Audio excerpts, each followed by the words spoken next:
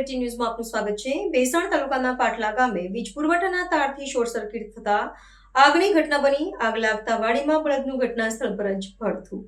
જૂનાગઢના બેસણ તાલુકાના પાટલા ગામે આજરોજ બપોરના 3 વાગ્યાના સુમારે અચાનક ખેતીવાડીની વીજ લાઇનમાં ઝાડમાં શોર્ટ સર્કિટ થતા એક બળદનું મોત નીપજ્યું હતું અને ઢાળિયા સળગીને ખાખ થઈ ગયું। સાથે સાથે માલઢોરની નિરણ પણ બળીને ખાખ થઈ ગઈ હતી। આ પાટલા ગામના ખેડૂત રવજી હમીર કંડોળિયા પોતાની વાડીએ કામ કરતા હતા, જ્યારે દૂરથી આગ દેખાતા દોડીને આવ્યા હતા। ત્યાં જોરદાર આગ લાગી હતી। બાદમાં આજુબાજુના ખેડૂતો ભેગા થઈને પાણીથી આગ ઓલવવામાં આવી હતી। આ આગ પર વીજ વાયર ઝાડ ઉપરથી પસાર થતા હોય જેના અર્થિંગથી ખેડૂતોનું એવું કહેવાનું છે કે આ વિશે ગામના આગેવાન દ્વારા પીજીવીસીએલને અનેક વખત રજૂઆત કરી હોવા છતાં કોઈ ઝાડ કટિંગ માટે આવ્યા નથી, જે પીજીવીસીએલ ઘોર બેદરકારી જોવા મળી હતી। આ ઘટનાને સ્થળે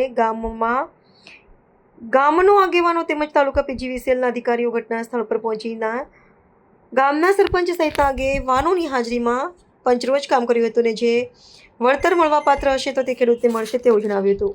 હાલો, આજરોજ બેસણ તાલુકાના પાટલા ગામે અતુલભાઈ રવજીભાઈ કંડોલિયાની વાડીએ ઢારિયું અહીંયા હતું અને શોર્ટ સર્કિટ થઈ ગયેલ છે અને ઢારિયું હરકી ગયું, એક બળદ હરકી ગયો અને એવી અમારી ઓલી છે અને કાંઈ એવી અમારી રજૂઆત છે।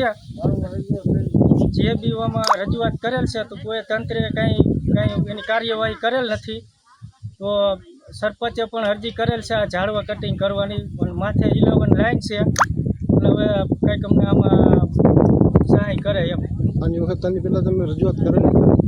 હા, રજૂઆત કરેલ છે, સરપંચે અરજી કરેલ છે, પછી કાંઈ અહીંયા ઝાડવા કાંઈ કટિંગ કરવા આવેલ નથી। આ બનાવ બનેલ છે। ક્યારે બન્યું છે? દિવસના 3 વાગ્યા। કેવી રીતે બન્યું? ત્યાં શોર્ટ સર્કિટ થઈ, ઝાડવામાં પાર્કિંગ થયું એની હિસાબે ધાર્યું હરક્યું અને નીચે બળદ હતો, એ એક બળદ હરકી ગયું, નીર પડી હતી, નીર હરકી ગઈ એક વાર જાય। નુકસાનીમાં બીજું નુકસાનીમાં પછી નીર હતી એક વાર, પાલો હતો, એક બળદ